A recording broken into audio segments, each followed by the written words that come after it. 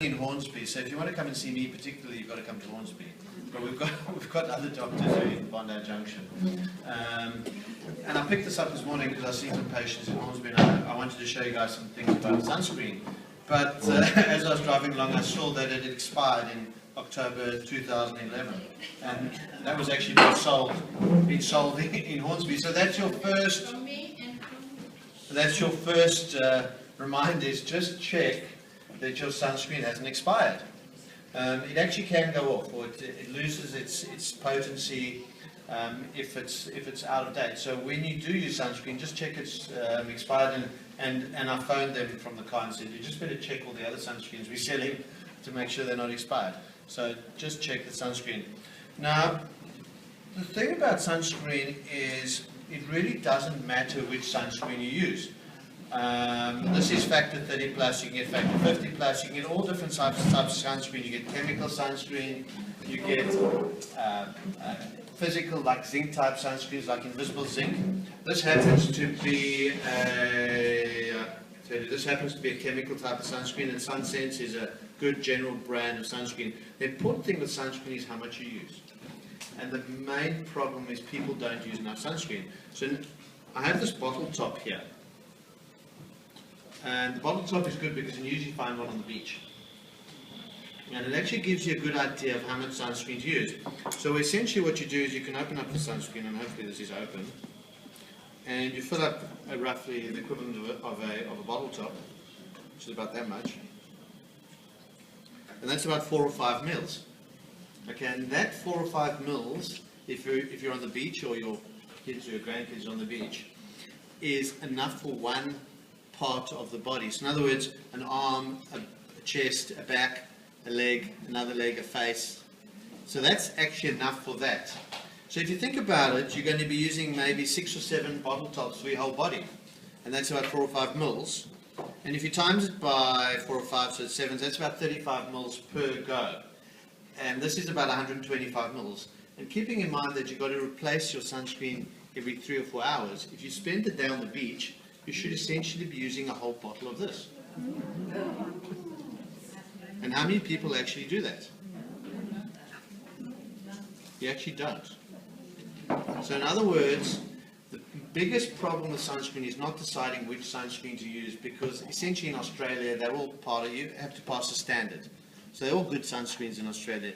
The important thing is that when you use a factor 30 plus or factor 50 plus, if you don't use enough, and most people use less than 30% of the right amount of sunscreen, it actually is equivalent to pretty much using a factor 5 or factor 7. So the problem with sunscreen is that people don't use enough. And you know, really, at the end of the day, you've got to use enough sunscreen.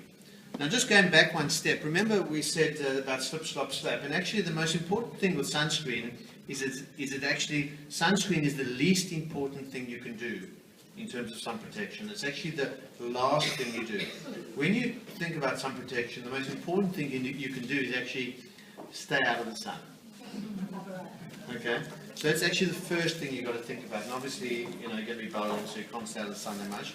The second thing you can do is try and stay out of the sun in the middle of the day. So again, could be an issue. The third thing you do is you cover up as much as possible. Long sleeves, nice broad brim hats. And only the fourth thing you do is wear sunscreen. So people think they will go out there and wear sunscreen. Actually, it's the last thing you do. Do the others first, and you'll have much more protection than using sunscreen.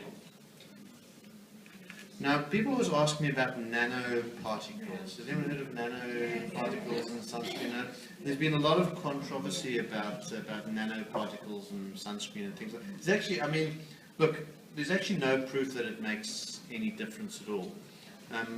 There are some nanoparticles in some of the zinc sunscreens, and these, you know, some of the greenies and are saying that the nanoparticles can get absorbed through the skin. If you are concerned about nanoparticles and the zinc type sunscreens, probably the better sunscreen to use is invisible zinc, because it's said that the particles in invisible zinc are actually not nano, they're more microparticles. So if you do want to use it like a zinc type sunscreen, you can use invisible zinc. And that's pretty good. So the important thing with sunscreen is to use a lot of it and to only use it as a last resort. you have any questions about sunscreen? Any questions? Yeah, I've never heard of it. Kathy? Sorry, excuse my ignorance. Yes. I've never heard of it. Nano. Yeah, so the question was about nanoparticles. Now, there's been some stuff on the internet and in the papers in the last year or two about nanoparticles, which are very, very small particles, and it's thought to be that they can be absorbed into the skin and they can cause cancers and hormonal changes and things. But there's really been no proof that it actually happens. So I don't tend to take much notice of that. Any other questions about sunscreen? Yeah? Are we only going to put it to the parts of the body that are not covered, or should we put it on before we put our long sleeve shirt Well, on? that's a good question, is because if you hold your shirt up to the light and you can actually see light through it, you can actually get sunburn through your shirt. And you can see that because, you know, for example, in ladies, you can see if you've been out in the sun the whole day and you're wearing a shirt like that, you can actually see your outline of your underwear. That's right. You can. So that means the sun UV rays are actually getting through your sleeves. Yeah. I mean, look, you do have your shirts can be rated for SPF protection, but even if they're 30 plus or 50 plus, all that means is it delays the amount of time it gets to get sunburned. So if you're outside for 6 hours, 5 hours, you probably will still get a lot of sun through it, even though it will be much less, obviously. Yes. What about the vitamin D? Yeah, so the next question is about vitamin D. The issue, and this is like a topic for another talk, but vitamin D, obviously you do need a bit of sun exposure to get vitamin D, or else you can take some tablets. Now, you don't need a lot of exposure of sun to get vitamin D levels up. And vitamin D is vital for bones and for other things, like breast cancer and bowel cancer and immune disease and everything. There's more literature coming out about that. But the important thing is to get, you only need a couple of minutes actually for enough vitamin D. So if you're in the sun for 5 minutes with your arms exposed and your head exposed for 4 or 5 minutes, it's probably enough. If it's going to be in the beginning or the end of the day, you probably do need a little bit more sun exposure. But in the middle of the day, you only need a few minutes. It's always said that the best way to get enough vitamin D is to essentially take as many clothes as possible in the middle of the day and only go in the sun for like 2 minutes. And that's actually your best way, but no one's going to do that most times. So essentially the best way is just you only need a few minutes for vitamin D. Well, the alternative, if you're not getting enough sun, and a lot of people are not getting enough sun nowadays with all the protection and sunscreens and everything, is to take some tablets. It's very easy to buy some vitamin D replacement tablets at the chemist. You get Oscolin or there's a whole few brands, and you take 1 or 2 tablets every day. It's 1,000 units. So you need 1,000 or 2,000 units every day, and that's usually more than sufficient to keep your vitamin D levels up. What happens if you take 3 vitamin tablets a day, vitamin D, and you don't need it? The question was about taking too much vitamin D. I sometimes take 5,000 a day, which is 5 tablets, and it's actually, unless you're taking 20 or 30 tablets a day, it's extremely unlikely to cause any problems. 3 is, when you take vitamin D, it's probably a good idea to get your vitamin D levels checked by the doctor, and you want to try and get your vitamin D levels up sort of at the higher range, around about 80 to 100. Okay, and usually if you're vitamin D deficient and you're taking 2 or 3 tablets a day, it's not going to cause any problems whatsoever. So should everyone take 1 at least a day? Well, if you've had your vitamin D checked by your doctor and it's a bit low, yeah. So it's not going to harm you even if you take 1 or 2 tablets a day, and it's probably going to be quite beneficial. Any other questions about vitamin D? So just in terms of quickly about skin cancers, you'll know what skin cancers to watch out for. There's a little bit of stuff in the bag. So if you have any spots that are crusty or bleeding or won't heal up, or are changing colours, changing shapes, blues, greys, and they're just not going away after a few months. Any sores that won't heal up after a few months, you should probably get them checked and either by a doctor, dermatologist, or come to the clinic.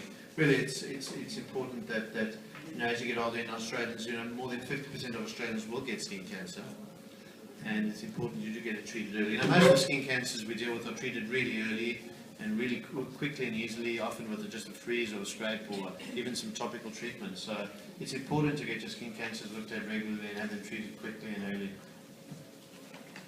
Ian, do you have to have a doctor's reference if you go to one of the skin cancer Not in the Bondi Junction one. To see me because I'm a specialist, yes, but I'm in Hornsby. But the doctors are in Bondi Junction, Sean Siegel and Webster, who are very good skin cancer doctors. They're GP skin cancer doctors, so you don't need a referral.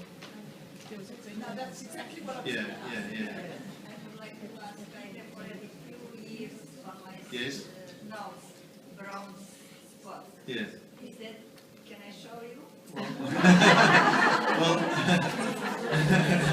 Well, you can show me, but it's probably better to make an appointment to see one of us at the clinic because we do need these special magnifying glasses to look at the brown spots, especially on the face. Now, some of those brown spots you do get on the face as you get older can be a precursor of melanomas and things like that. So it is important you do get them checked. I probably can't do it here.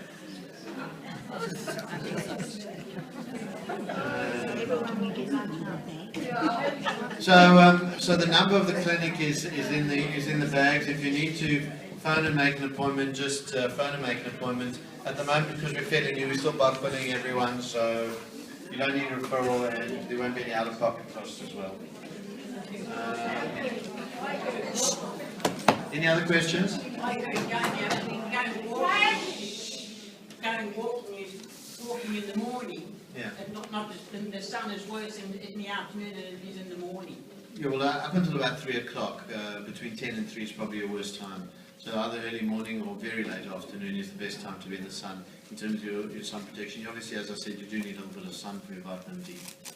And it's a balance. It is a balance, you know, and it's something we're going to struggle with to get enough sun for the vitamin D and not. So if you go in the sun, remember people can get burnt in 7 minutes. You know, you can really get, you know, if you've got a pale skin, you can really get burnt in 7 minutes. And if you get burnt, even that light, slightly pink skin, it's enough to cause skin cancer. So just be careful. Hello. The argument about zinc cream, Yeah. Well, any effectiveness? it is. I mean, look, zinc's more barrier cream, you know, it's a physical barrier cream. But as I said at the beginning, it doesn't really matter what sunscreen you use as long as you use enough of it. You know, the invisible zinc, the other types of zinc, I think you can make a zinc product. Just use enough and use it regularly. And you do need to apply 3 or 4 times, you know, every 3 or 4 hours. Is invisible zinc called that, or? Yeah, there's a brand, Invisible Zinc, but I mean, there's lots of brands. Yeah, there is a brand. You can buy all the sunscreens. Any sunscreen you buy in Australia is good sunscreen. Right. You know, so the question is, you've got to use it properly.